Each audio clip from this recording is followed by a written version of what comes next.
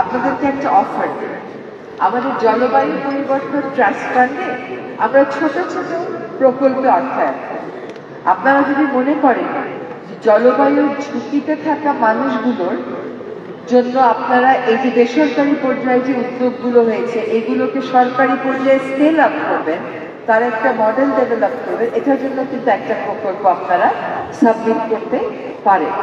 সরকারি পর্যায়ে উপকূলীয় অঞ্চলে, বন্যাপ্রবণ অঞ্চলে, নদী ভাঙন অঞ্চলে এগুলোর ম্যাপিং আছে। এরকম বসতি প্রচলন করা আমাদের জন্য জরুরি হয়ে পড়েছে। এখন যেটা আগেই বললাম যে বসতি মানে কেবল মাথা গোজা খাই না, বসতি মানে একটা কম্প্রিহেন্সিভ জিনিস। আমাদেরকে সেগুলো চিন্তা করে উন্নয়ন পরিকল্পনায় হ্যাঁ বা না বলতে হবে। আবার বসতি মানে কিন্তু কারো কারো কাছে শুধুমাত্র মাথা গোজা খাই না, সে এত কিছু আপনার আমার মতন চিন্তা করে না, তার তো কোনো থাকার জায়গায় নেই। তো আপনারা জাজিরাতে প্রচন্ড নদী ভাঙন হলো, এটা আনএক্সপেক্টেড ছিল, কারণ ওইখানে বাঁধ দিয়ে প্রোটেকশন ছিল, তারপরে পদ্মা সেতুর কারণে এবং বড় বড় অবকাঠামোর কারণে নদীগুলো হঠাৎ করে কোন দিক দিয়ে ভাঙবে এটা আমরা কেউ বলতে পারি না। একটা যদি মডেল এলাকা নেই নদী ভাঙনের, একটা যদি মডেল এলাকা নেই বন্যার, সেখানে বসতি কেমন হওয়া উচিত যেটা সাস্টেইনেবল হবে এবং এই জলবায়ু পরিবর্তনের ঝুঁকি মোকাবেলায় সহনশীল হবে, এটা কিন্তু আমরা একটা উদ্যোগ আমাদের সময় গ্রহণ করতে পারবো। আরেকটা হচ্ছে বিকেন্দ্রীকরণ।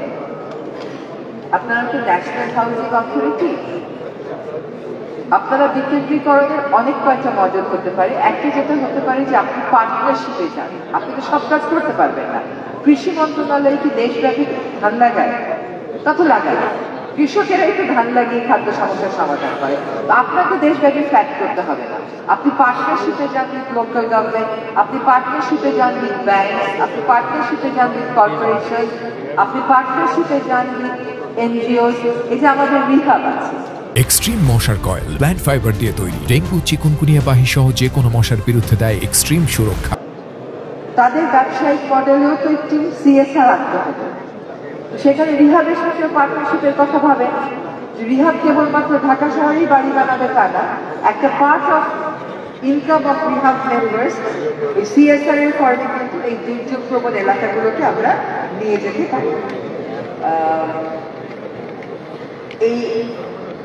একটা হচ্ছে যে আমাদের বসতি মানে কি, একটা হচ্ছে গ্রিন বিল্ডিং, একটা হচ্ছে দুর্যোগ সহনশীল বিল্ডিং, আরেকটা হচ্ছে বিকেন্দ্রীকরণ থ্রু পার্টনারশিপ। আমরা একটা বছর এরকম করতে পারি কিনা যে এই বছরে নদী ভাঙনে যারা সবকিছু হারিয়েছে আপনারা ডিসিদের সাথে সংযোগটা করে তাদের তালিকা নিয়ে দেখেন না যে তাদেরকে তাদের জায়গাতেই কিভাবে পুনর্বাসন করা সম্ভব। বস্তি তো আসলে কোনো বসতি না, আর বস্তিতে কেউ সব করে তো থাকতেও আসে না, বস্তিতে থাকা তো সম্ভবই না। মানে মানুষ নিতান্ত বাধ্য না হয়ে তো বস্তিতে থাকে না। ফলে বস্তিবাসীর পুনর্বাসন না করে মানুষ যেন বস্তিবাসী না হয়, এই জাতীয় হাউজিং অথরিটির ম্যান্ডেটটা ওইভাবে একটু রিভিজিট করা যায় কিনা, যেখানেই সমস্যাটা হবে সেখানেই আপনারা স্থানীয় প্রশাসনের সহায়তায়, স্বেচ্ছাসেবীদের সহায়তায়, ব্যবসায়ীদের সহায়তায় সেখানেই আপনারা পুনর্বাসন করবেন। এবং বিপুল পরিমাণ খাস জমি কিন্তু অব্যবহৃত এবং দখল হয়ে যাচ্ছে।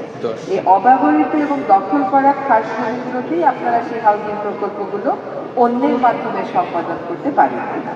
এ পর্যন্ত যত ভালো কাজ করেছে সব ভালো কাজের জন্য আপনাদেরকে